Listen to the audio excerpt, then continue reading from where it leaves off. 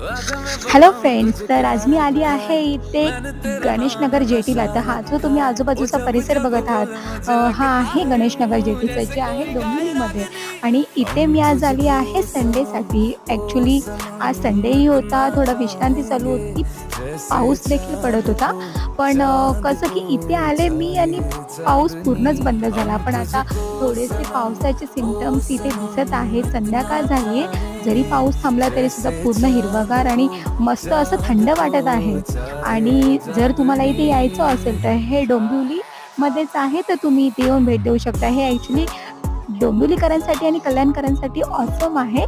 जर तुम्हाला यायचंच असेल ना फ्रेंड्स, तर तुम्ही खरंच इथे भेट द्या. आता ॲक्चुअली याचं काम पूर्ण झालेलं नाहीये, याचं काम अर्धवट आहे.